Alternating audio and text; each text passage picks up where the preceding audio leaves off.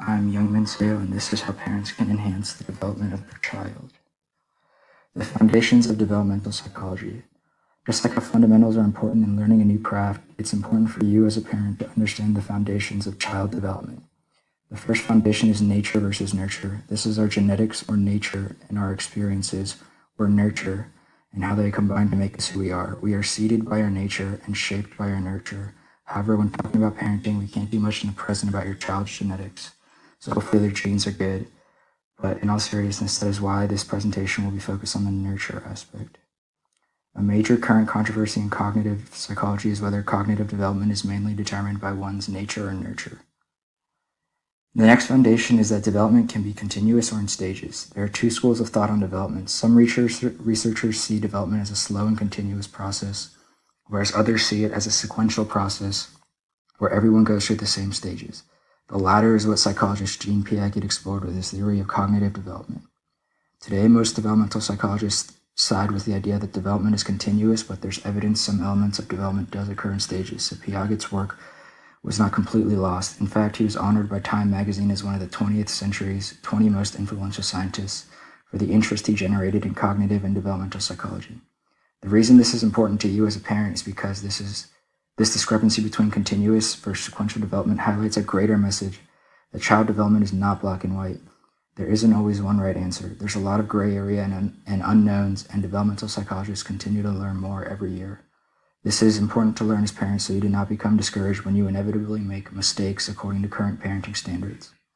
Parenting is difficult and you'll be learning on the fly. The third foundation is the idea of stability versus change. This is in regard to our traits and which ones maintain throughout our life and which ones change as we age. Everyone experiences both stability and change in their traits. Some characteristics like temperament are stable from infancy to adulthood, whereas things like our social attitudes are heavily fluid when we are younger and influenced by our interactions with others. As a parent, this means there are things you can't impact in your child as it's just wired in them, but the traits that can change is where you can have a positive impact on them. Ways children best learn. Children learn best when their social environment poses something that is not too easy nor too challenging. They also learn best through active learning, which is learning through doing. Examples of this include role-playing and open discussion. Lastly, early childhood is a crucial period. It is the time from birth to 8 years old and is arguably the most important in a child as it is the most rapid period of development in human life. It is a crucial period for things they will carry with them through their whole life, like language, desire and ability to learn, health, and other behaviors. This is when you will have the greatest impact on your child's development. Next, we have parenting styles. There are 4 main parenting styles. These are authoritarian, permissive, negligent, and authoritative. Authoritarian parents impose their rules and expect obedience. This style has gained notoriety in recent years under the name helicopter parenting. Although the parent has good intentions, studies show it's too hard on children and doesn't allow space for them to learn and grow on their own, leaving them unable to handle challenges. Permissive parents make few demands and limits and use little punishment. This style is too soft on children. Negligent parents are not demanding or responsive. They have little involvement and maintain a very loose relationship with their children. This style is too uncaring. Authoritative parents are both demanding and responsive. They exert control by setting rules, but especially with older children. They encourage discussion and allow exceptions. Authoritative parenting is considered the best style. Children who go through this parenting tend to have the most self-esteem, self-reliance, self-regulation, and social competence. But although authoritative parenting is the best style, you should adjust how you practice this style in reality according to your child's personality and temperament for them to respond the best. You are also unlikely to be just one style of parent. Kids don't come as a one-size-fits-all, and neither do parents. You will most likely be a blend of some of the styles. Certain situations or traits may call for another style. For example, if your child lives in a dangerous area, an authoritarian style may yield better results than an authoritative parenting. Parenting styles is another example of how there's not always one correct answer in parenting. Cognitive development. Some researchers say dreams reflect cognitive development. This new approach is called the information processing theory. It is based on the idea that humans process the information we receive rather than just responding to stimuli.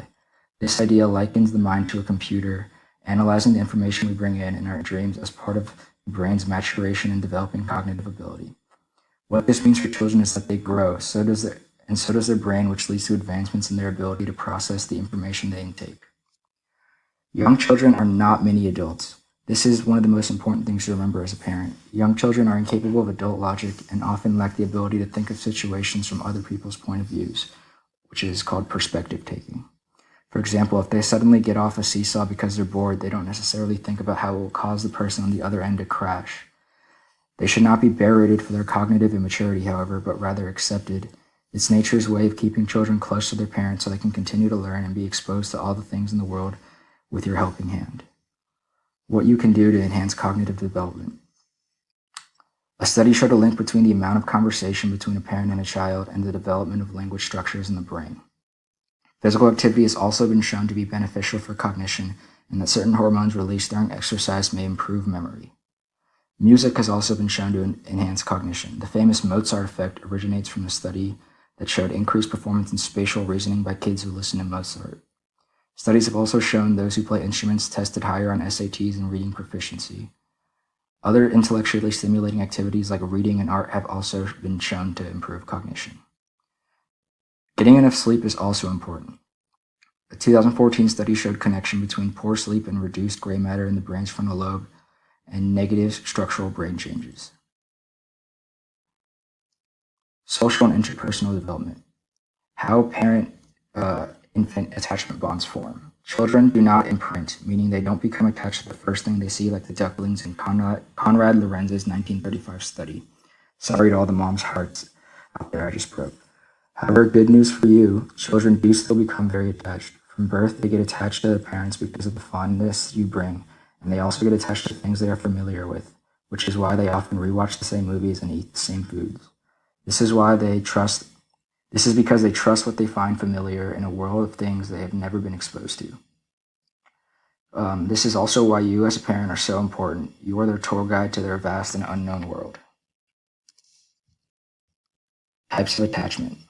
There are two types of attachment, secure and insecure. Secure means that those infants learned to trust others will take care of them, whereas insecure means they do not trust others. Research shows that our early attachments are the foundation for our adult relationships and comfort and with affect and intimacy.